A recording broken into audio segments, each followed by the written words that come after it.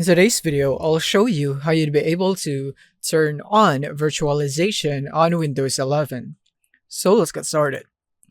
So first things first is that you would want to go into the task manager because we would need to check if your CPU supports virtualization.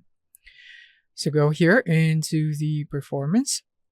And then as you can see here in the virtualization, it says enabled. So that would mean that I have a virtualization feature on my CPU available. So I could just enable that. Now to enable it is that first we would need to go into the start menu, and then we're going to search for this one, which is the recovery right there. Search for that and go into recovery options. Next, you would want to go into the advanced startup and click on restart now. And from here, click on restart now.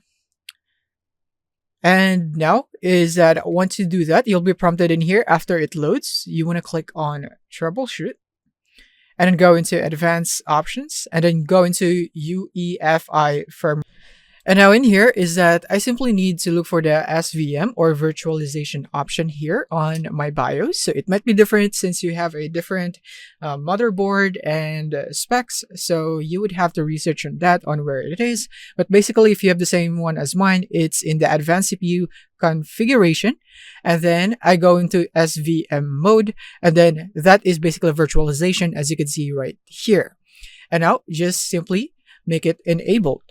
And then once it's enabled, then now we can restart our computer.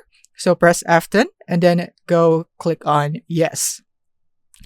And then we will now be booted up into the Windows. One last thing is that you want to press the Windows plus R key on your keyboard to go open up your run command right here.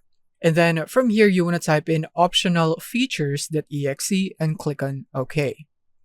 Now in here is that you will now be able to see a bunch of folders, and then you'd want to scroll all the way down so that you'd be able to see the virtual machine platform, hypervision platform, and so on. So what we want is the Windows hypervisor platform.